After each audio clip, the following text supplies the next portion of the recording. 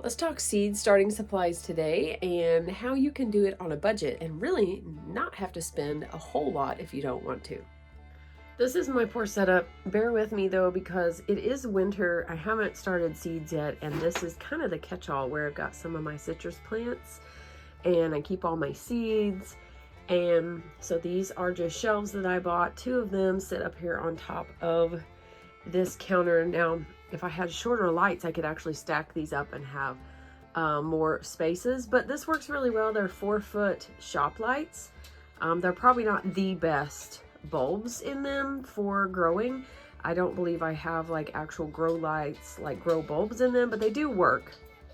And we're also in here, there is some natural light that comes through over here, but the lights help out a lot. So I have these just fed down here. Let's move some stuff out of the way. I just have a cord that will run down here to this, which is kind of hanging on the wall. By just one, it's usually hanging a little bit straighter than that.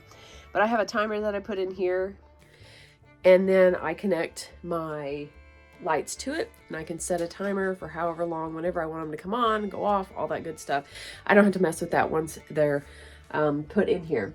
But this isn't necessary. You don't have to have shelves. You can find somewhere to grow seeds if you want to in your windowsills and such. And I'm going to give you some tips on seeds and on containers whenever we go out into the greenhouse in a little bit. I am in the process of doing my chores.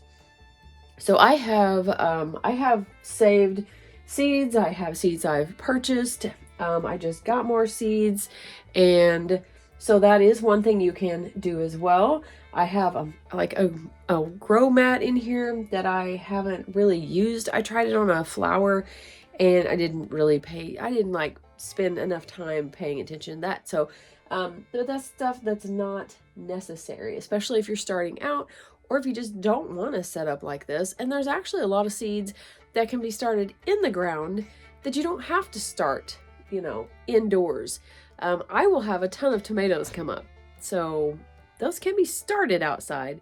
I've always said that I want to overwinter my garden so that when it warms up, it just starts growing on its own. I probably won't ever do that. I don't know. Maybe one of these days, but I will have a ton of tomatoes come up because of those little bitty spoon tomatoes that I had. They'll come up everywhere like they did last year. So I will have plenty of those, unfortunately. I may need to put those like in the chicken run or something and let them eat those, because they'll eat those. They're tiny, like little bitty blueberry size. They're really annoying. I'm headed out to do the rest of the chores this morning. It's still like snowy, icy. It's starting to melt, but it gets so cold that it freezes back over, and there's like slick spots. It's just kind of crazy. So I'm gonna feed the chicken the scraps, get that taken care of. We're gonna head into the greenhouse, and I'm gonna show you some more of my tips, and tell you some more of my tips for seed starting on a budget.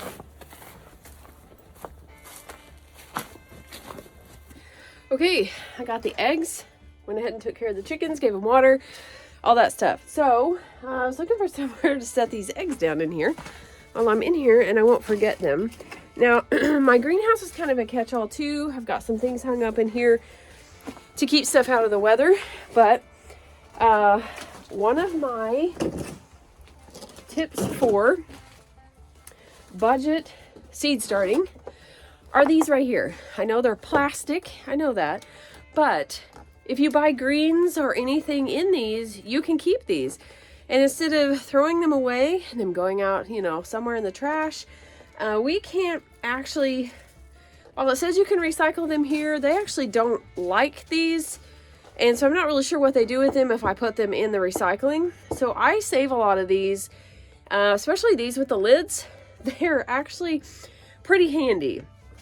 So I have started tomato seeds in here before. Just put, I don't know, maybe a quarter of the way up or a third of the way up in soil, a seed starting mix, and then I would sometimes put them in lines, kind of put them in areas, or if I just had, maybe I saved seed and I knew it was all one kind, I'll just kind of sprinkle them in here, kind of spread them out a little bit, and mark it on the top, put the lid on it, and there you have like a little mini greenhouse. So You know, these could sit by a sunny window. They could sit outside if possible. It really depends on where you live. So these are the big ones. These are the spring mix ones that I buy at Aldi. And you can also get smaller ones. I have smaller ones too. They're about maybe half this size. They're here behind my chair that is hung up over here. So that's another one of my tips. Now I will say that I wouldn't skimp on soil. You do want a nice seed starting mix. I have tried soil, just regular soil. It's way too compact unless you're just planting outside.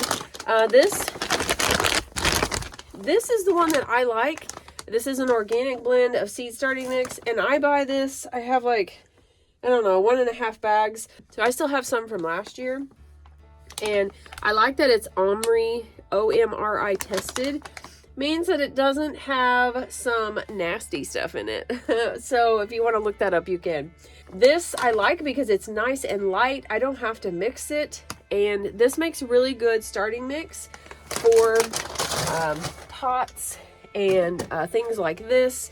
Now, it does not do well for blocks. So if you're wanting to, you know, make the blocks, and for some reason that's really, that word is like not coming to my head. Seed blocking.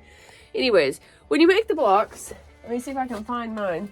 When you make the seed blocks here, like this, this is the 2x2s. And then I have one that is like, it's a, I don't know if it's like a 3/4 inch by 3/4 inch. It's super tiny. I didn't have a whole lot of luck with that last year. I may try that again. I can start more in a smaller space, and that's going to benefit me this year because I have a long list. If you don't have the room, like I mentioned earlier though, if you don't have a lot of room to seed start, you can always direct sow. You know, like I have started melons and pumpkins and cucumbers before. This year, I'm probably going to direct seed my cucumbers. That's just easier.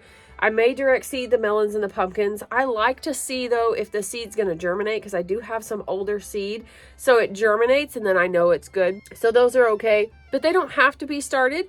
They can be direct seeded. So a lot of your stuff can be direct seeded. Your beans and everything like that, direct seeded. So a lot of this you can just plan out that way, and you don't have to worry about starting as many seeds. Now, my other tip for seeds is actually not out here, but I'm going to talk about it because I have seeds inside that I have saved, and they're in like a baggie with a paper towel in them, and I have written on there what they came from.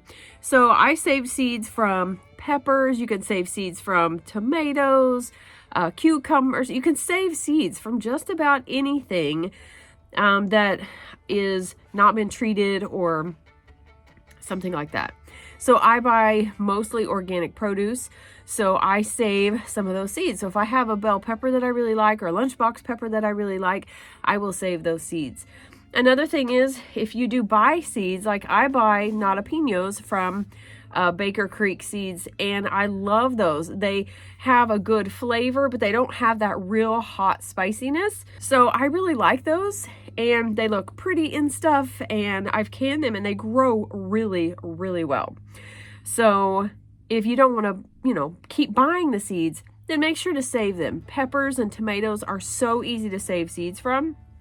You know, you buy a pepper from the store and you have all those seeds in the very top.